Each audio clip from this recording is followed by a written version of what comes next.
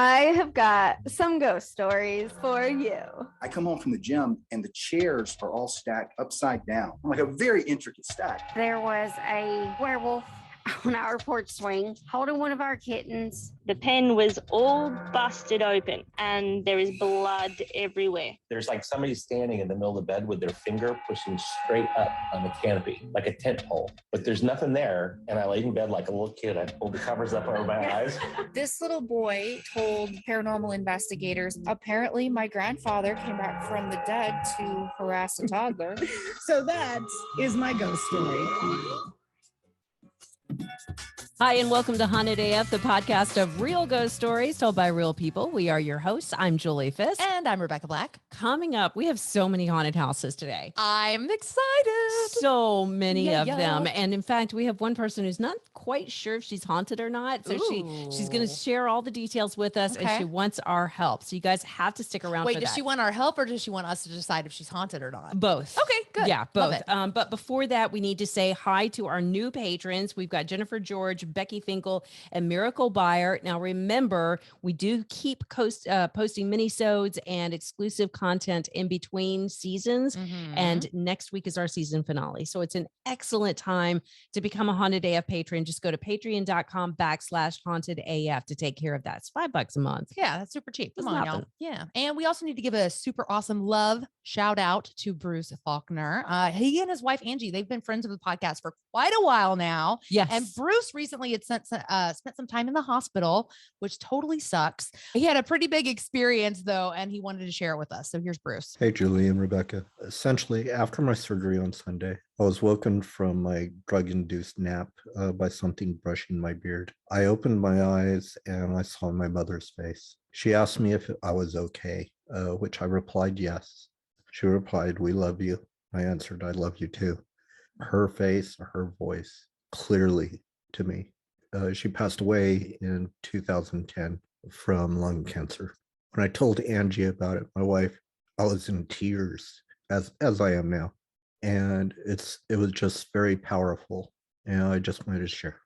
Thank you so much, Bruce. Wow, what a story. I know. Like, how comforting would that be, though? You know, you're going through something like that. And to have your mom come and basically like just love on you. And I wonder if that's something that maybe she did when he was a kid. Oh, I'm sure it was. You know, like brush his face. Yeah, but keep Bruce in your thoughts because he is still recovering right now. So love to Bruce and Angie. We love you, Bruce. Yes, and he has constantly sent us the best stories. Do you remember the story about the Bigfoot that kept breaking into somebody's weed shed? Oh my gosh, I completely forgot about that story. Yeah, that's courtesy of a Bruce. Great one. By the way, my cat's losing his shit in there. I don't know if you've seen that. My cat is running. They're darting back and forth. It's like freaking me out. Oh, that's another announcement. We will no longer be bleeping shit in the Haunted AF podcast. Really? Yeah. Why is that?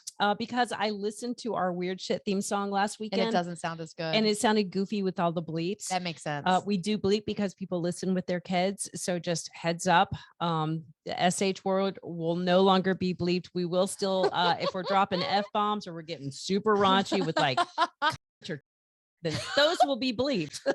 Have we ever said either of those two? You know what? I might start sprinkling them in. Just okay. We'll see you next Tuesday. I just don't say enough, honestly. It's a great word. I don't like the C word. You don't like the see you next Tuesday? No, I do not like the see you next Tuesday. That's another word.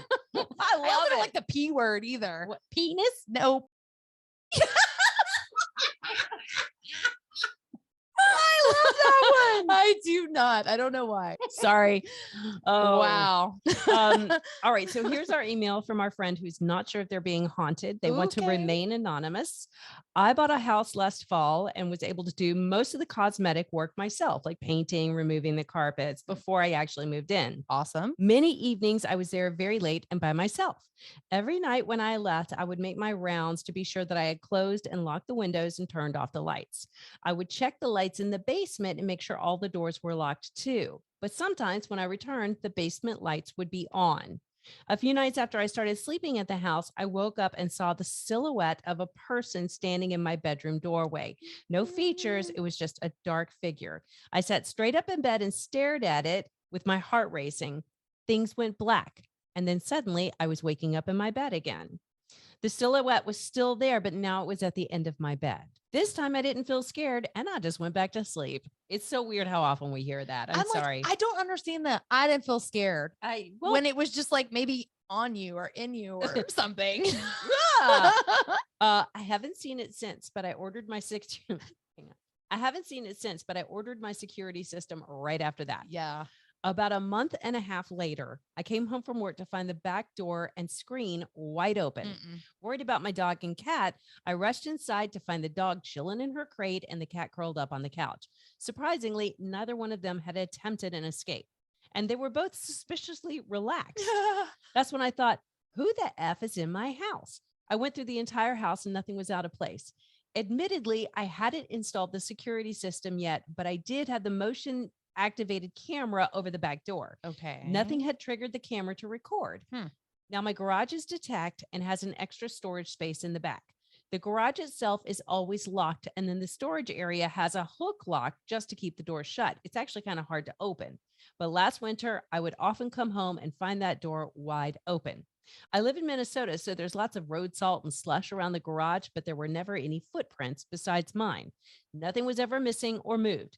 Meanwhile, my cat will regularly go into the closet and just scratch and scratch on the shelves. The dog will try extremely hard to get in there too, and likes to sit on a Rubbermaid tub behind the clothes that are hanging in there. I really don't like her doing that, so I started putting things on the tub so she couldn't sit in it. Now she just stands in front of the tub and whines. So do I have something supernatural going on, or do I have somebody living in my house that I don't know about? I think I'd honestly prefer the supernatural thing, which is why I'm asking you guys. Crap.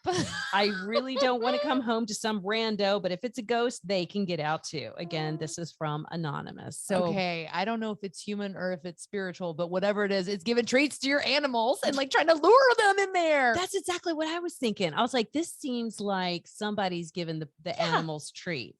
Yeah. Yeah. So my suggestion was like, get an exterminator or like a critter person out there just to look around. Cause it's, say you're worried you have animals in your walls or something, but check around and see if there isn't maybe spaces there, something behind the closet, some sort of access there from that storage room by the garage. Like, what's going on? I do not know, but I'm thinking if you have animals behind the walls, you would hear them, right? Right. But I'm just using that as an excuse to get them to check around and see if they find something. Yeah. Okay. That makes sense. And because otherwise, or just hire a contractor, start knocking out those walls. Well, but that's the thing. She had somebody, she had an inspector come out and look through the house, and they didn't find anything weird, and they didn't find any evidence of critters. Okay. But again, I'm just saying, do that to see if you can find any evidence. Because to me, it's like if someone's coming into your house and they're not taking things out of it, it's because they're just squatting. Exactly. That's exactly what it sounds like. Yeah. I mean, like using your bathroom and stuff while you're gone. Right. And feeding your dogs treats. And the whole thing about hidden spaces is that they're hidden. So you're not going to know about them. So you're going to need help finding them. So there's no telling what kind of shit it's in there. Honestly, I'm like,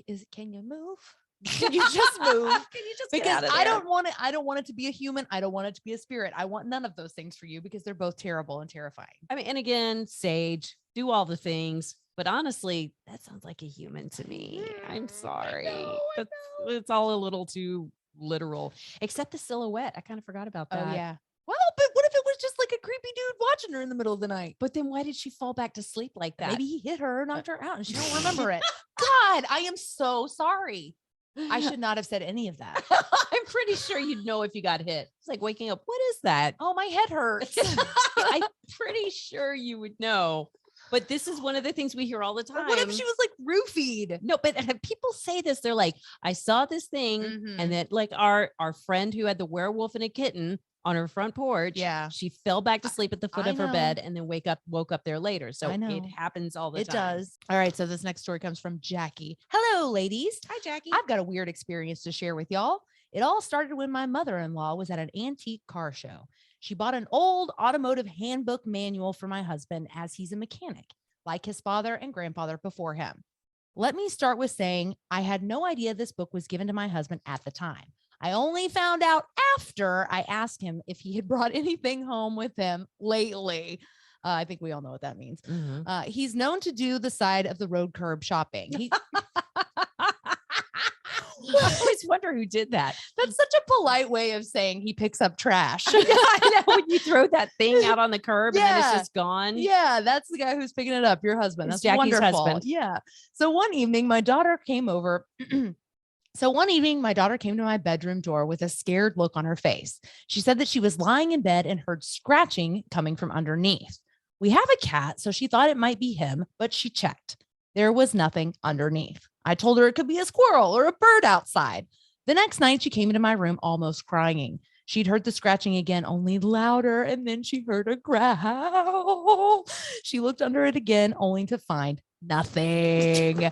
Oh my God. Oh my God. Oh my God. She was really shaken up, and she's 17, so I took it seriously. She's a 17-year-old girl. Julie, stop hitting me. Sorry. I'm stressing right now, y'all. I know that's not like a little kid. No, I know. That's not like a bad dream or something. That is a full-on grown woman. Almost an adult. Yeah. Whew, okay. So the following morning, after everyone left, I stood in the kitchen and I said out loud, "You're not welcome here, so just leave." Then a baking sheet I store behind the oven fell out and hit the back of my leg. I chalked it up to me not putting it back properly. Oh yeah, because that's it. That's what happened. Later that evening, I was in the garage having a smoke, and I decided to tell my 18-year-old son about my daughter's experience. I also joked about the baking sheet hitting me. So funny. Suddenly, an old pan I had stored in the garage fell off the shelf and almost hit me. We both looked at each other like, what the fuck? Yeah, I would be doing the same thing. So a couple of nights later, I was laying in bed in my t-shirt and undies, scrolling Facebook on my phone when my left ear, I heard a man's voice say, "I like to look at you." No. I jumped.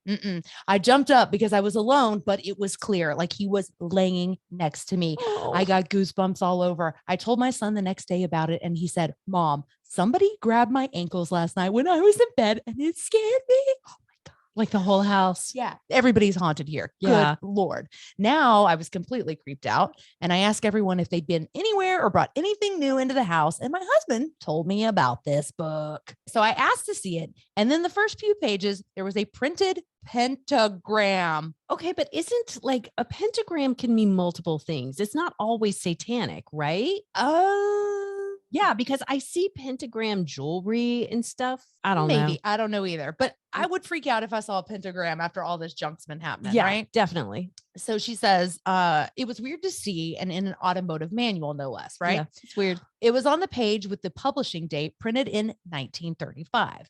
I placed it on the landing of the stairs to be taken down to the rec room and forgot about it. Not long after, I was taking a basket of laundry downstairs when I heard something fall behind me. I shit you not. It was the book. It's chasing her. It really is. This book is stalking you. Oh my God. It had landed open and standing upright on the stairs, like it's looking at her. I dropped the basket and I took the book outside, planning to put it in the trash can. Nothing weird happened for the next few days. But then I woke up because I heard my name being called. My daughter said she woke up because someone was touching her hair, and my son said the covers were being pulled off of him. This is intense. Yeah. All in the same night around 3 a.m. Cliche, I know. Yeah, that's the witching hour. The next morning, I was confused to find the book back inside the sideboard. Of course, I asked everybody, and my husband, who does not believe in this sort of stuff, by the way, said he saw it on the porch and brought it back inside. Come on, dude. Yeah. I was now convinced this book was to blame. So I looked up. My nose is running. I got so excited. My nose is running. So I looked up a binding spell online and took the book to the garage where we have a wood stove. I said the spell, melted a wax candle, and then put the book in the stove. What happened next gave me the willies. Good God, it's getting worse. The book was crackling, hissing, and whistling like it was screaming. Oh God. Even my husband said he'd never heard such a weird noise when burning anything. The weirdness ceased, though, and the house felt lighter. We all slept without incident after that.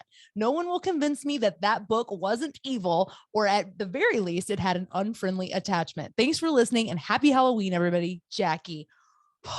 I know, isn't that excellent? So I asked, watch out, my Jackie. cat's trying to jump around over here. I see. So I asked Jackie, I'm like, did you take a picture of this thing? She was like, oh Mhm. dear God, no. Like I did Why would not. you? Why would you? But they did look around and find a copy of this book and they sent a picture.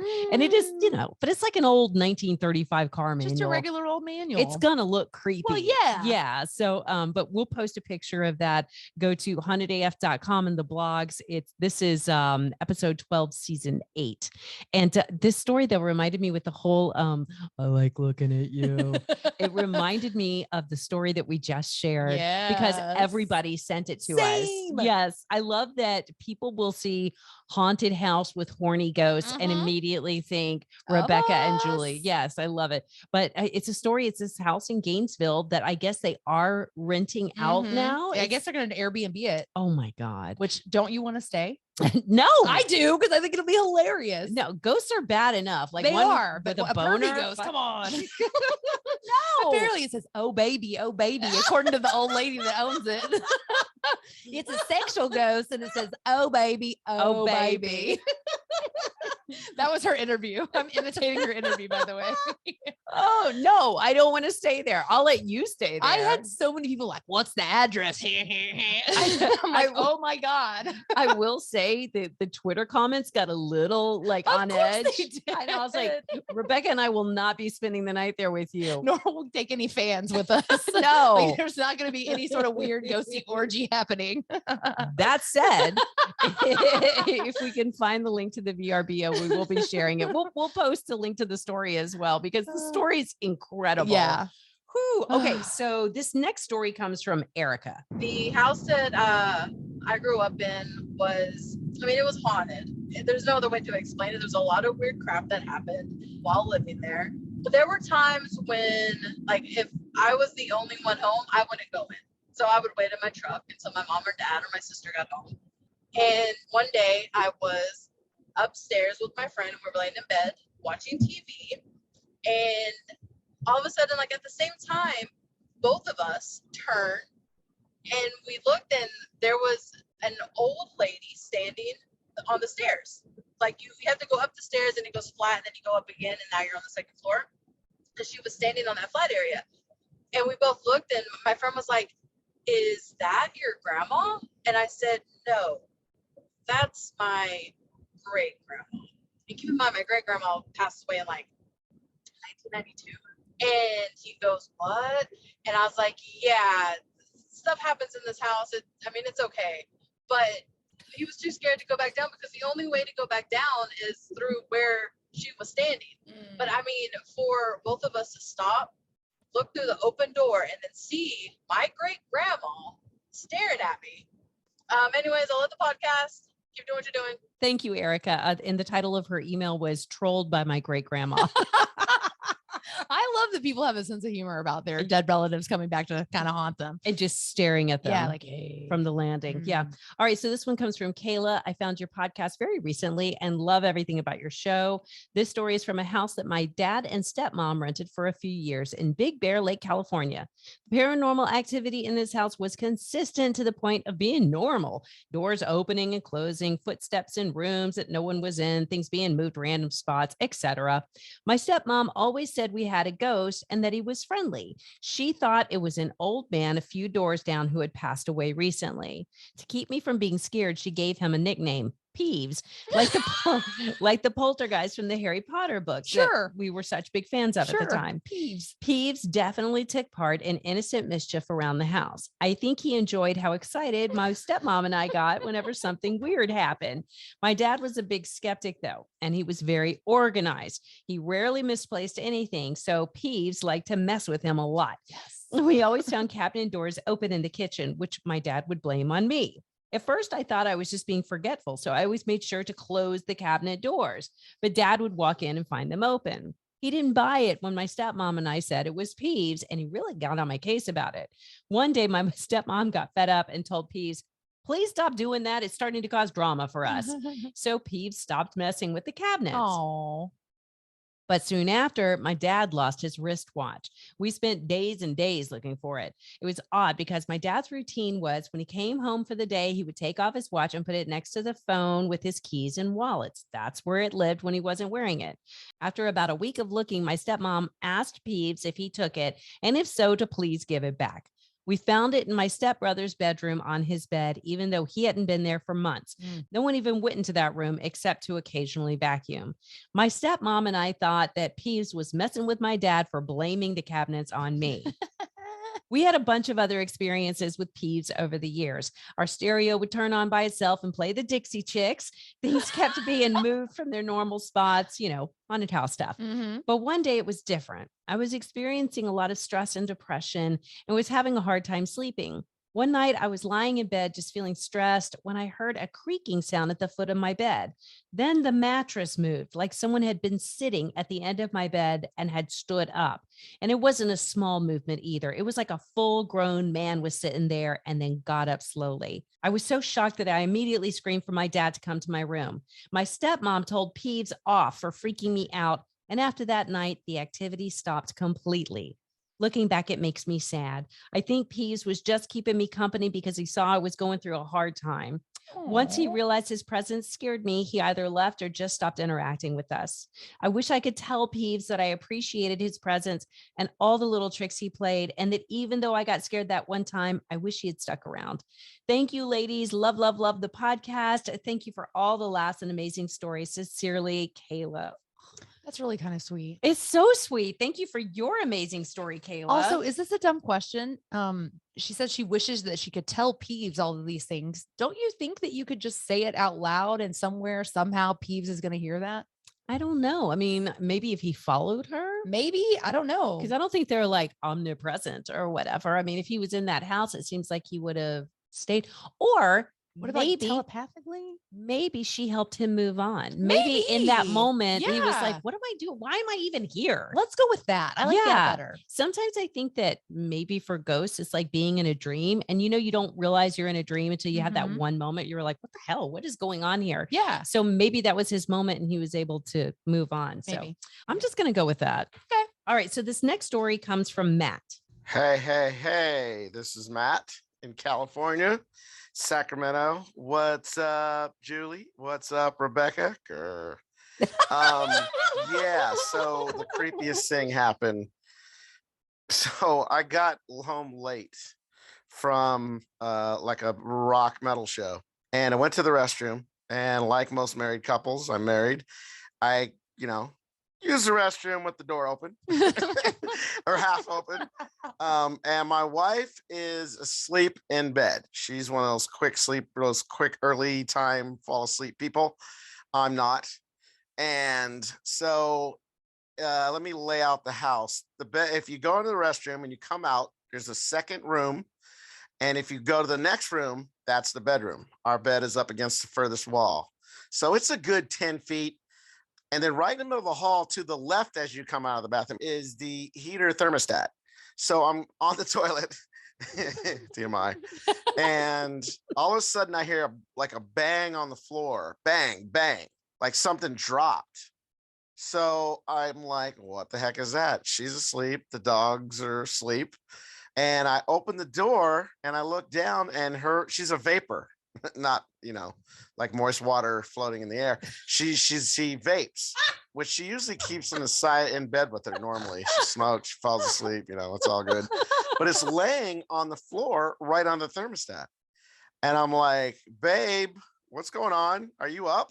So I get up, I look in the room, and she's dead asleep, blankets over her arms. There's only us two, nobody else lives in this house.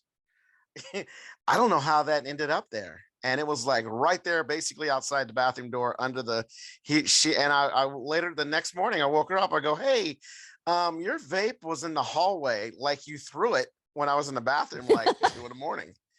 And she's like, that's crazy. I'm like, I know. Did you throw it? She goes, no, I never woke up. I'm like, well, I was sitting in there and it just like bang, bang landed on the on the hallway floor. So we have no clue how that happened, how it went from her bed, because she's like, nope, I went to bed with it that night. I smoke, I fall asleep. It's right in bed with me. And we got 2 little dogs, and there's no way our dogs even touch those things. It's kind of heavy.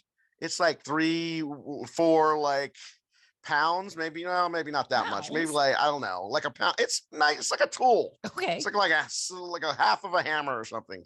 But Wow. yeah, It's that a was huge creepy. vape. So I think listening to your podcast does really bring spirits to people's lives, their houses. Anyway, thanks. This is wow. Yeah, that's crazy. All right, have a good night.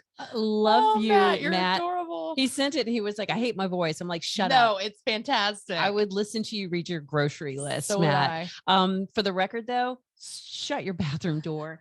I hate that. I do too. I hate We do that. it all the time. No, I'm married 22 years. My husband has never seen me on the can. And if so, it was completely by accident. I went, get out. Get out. Yeah, no, that's, you know who that was? That was me as a ghost walking through the house, throwing shit, going, shut the door. You idiot. Shut the door. We're married. We're not related, for God's sake. I assume that was just a ghost who doesn't want you to vape because it's bad for you. Well, it was is a bad for PSA you. ghost. She's a vapor, not a vapor. She's not. Go get a tissue. You can't stop wiping your nose. Because I feel like it's leaking. Wait, hang on. I have some in here. Hang on. Thanks. Yes. Between having a coughing fit and like my nostril. 2 boxes of tissue. I don't need to. Good Lord, how snotty do you think I am? Well, just that one looks like it's about to run out pretty quick. Okay. I'm gonna do the rest of the podcast like this. No, you are not. Really got to get it up in there. No, you are not leaving that in Fine. there. Okay. All right. Hi, ladies. My name is Jen, and I found your podcast during quarantine. About 13 years ago, my husband bought a beautiful 1930s bungalow in central Illinois. Cool. He lived there by himself for a few years, and if anything weird happened, he always had an explanation. Typical man. Yeah. Mhm. I was only there for about a week before things started happening. I heard whispering voices coming from my closet. Some days after my husband left for work, I would hear the front door open and then slam shut, then footsteps all over the house. The thing about our front door was that it required a key to unlock on both sides. So there's no way it could just open on its own. So many things would happen, like footsteps, water faucets turning on, cabinet doors opening on their own. But the freakiest things happened when I finished grad school. My bedroom had glass French doors that opened into the living room. I had semi-see-through curtains on them and kept them closed. Well, I was watching TV in the living room one day, and out of the corner of my eye, I saw someone moving around in my room. It was a bald man in a blue robe. Then I saw him move down the hallway and disappear. Not long after that, we got our puggle puppy named Darby. We need pictures of Darby. Yeah. I was walking on the treadmill one morning when Darby came flying out of my room, growling and barking at something in the hallway that I couldn't see. Then it seemed like an invisible hand was playing tug of war with Darby with one of her ropes. I freaked out and called my husband in hysterics. Not like he could really do anything, but he did come home and yelled at whatever it was to leave me alone. Now it calmed down, but I could always tell when he was there. Come to find out, the man I was seeing actually died in my bedroom. He was a retired school teacher named George from the local high school. He had had a heart attack, fell and hit his head on the windowsill, then died. In fact, if you pulled up the carpet, you could see the blood stain that he left behind on the hardwood floor. Fast forward about a year ago when I was doing dishes in our new house. Our sink has a window over it, and I could see my 2 boys and husband sitting on the couch behind me. I glanced up and saw a bald man in a blue robe go walking into the living room where they were sitting. I dropped the dish and yelled, "George, go home." He freaking followed us to our new house 20 minutes away. Then it dawned on me that I had taken a chair from the basement, which was an area he liked to hang out in, when we moved, and I'd had it reupholstered. He must be attached to it, but I refuse to get rid of it because it's a beautiful antique. Oh, well, of course. So we'll just let George live here. Thanks, ladies. Love the show. And that is from Jen. Jen actually sent a picture of the chair. So again, go find that in the Cannot wait blogs to see that at chair. hauntedaf.com. All right, good. y'all. Next week is our final episode. Can you believe that? No, it has gone by so fast. I know, a whole year. I know. It's really sad. I might cry a little. Next time you guys hear from us, we will be starting our 4th year of Haunted AF. Wow, that's nuts. How have we been doing this long? I don't know. I really don't know. Well, we did it through COVID too. Yeah, that's right. COVID is a blur for me. Yeah. Like doing it all on my cell phone is such a blur. I listen back to those episodes and I'm like, when did we do this? I know. And it's funny because people will say that they'll be listening and they hear me talking about, I'm going to go to New Orleans. And it's the week before COVID hit. Yeah. And they have that, oh no, don't go. No. You're going to catch the Rona. Anyways, we are going to be continuing posting our little mini-sodes here and there on our Patreon page. So check that out, patreon.com/hauntedaf. If you want to become a Patreon, it's just $5 a month. That's a really great way to help out a small business here, a local and small business Haunted AF. It's a really easy way to support the podcast. Yeah. we need support. We do. Absolutely. We also have a little something else planned. It does involve a Ouija board, the one that we opened last week. That was sent to us from my best friend's exorcism. Yeah, it's a movie on Prime based on a book. The book's supposed to be really, really good. Yeah, so maybe we'll read the book, but we're also going to play with that Ouija board like idiots. So that should be a lot of fun. Yeah. So in fact, while you and I were sitting here, I just got a text from Shad. Shad owns a restaurant called Los Almos Rotas. Okay. And I was there earlier this week with a podcast that I produced for the Dallas Morning News called Eat Drink DFW. And it's a haunted joint. In fact, this whole block of places, these buildings, it's right across the street from Fair Park here in Dallas, where the state fair happens. And it's kind of like a famously haunted area. Okay. So we're in this bar taping the other podcast, and y'all, stuff kept happening. Like there were weird I'm so sounds. jealous. There was stuff falling. And wait until you see this place. It is so creepy. He's got a monkey in a box. He's got He's got a real dead taxidermied monkey in a box. I mean, the whole place is just, it's creepy as hell. And I asked Shad, what if we came in here like the day before Halloween, Sunday. We do it like 3:00 on the Sunday before Halloween. We bring the Ouija board. Maybe we bring our mics. We tape a little episode. We tell people to come out and everything. And I was all excited about it. And then you and I, the more we talked about it, the more we got freaked out because stuff kept happening to us. Stuff kept happening. Like the day after I left that, I woke up with all this pain. Mine wasn't that bad.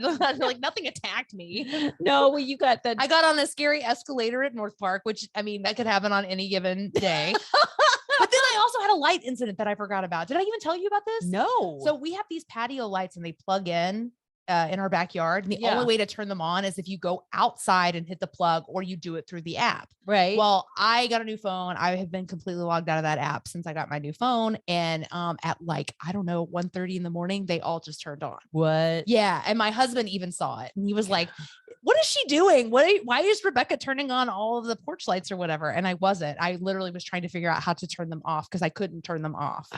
And we're going to do this. I know. We're so stupid. We're going to like seriously salt, holy water. Let's just bring all the same things that we brought that first time that we went on that one ghost hunt. When we went to Chris's house, the Ring doorbell thing. Yeah. We'll bring all the stuff. So yes, as of right now, and again, we have another episode beforehand, but as of right now, let's plan on October 30th, 3 p.m. Okay. We're going to go and get some drinks and do some Ouija boarding. Perfect. At Los Almos Road. It's like it's surfing. We're Ouija boarding this weekend.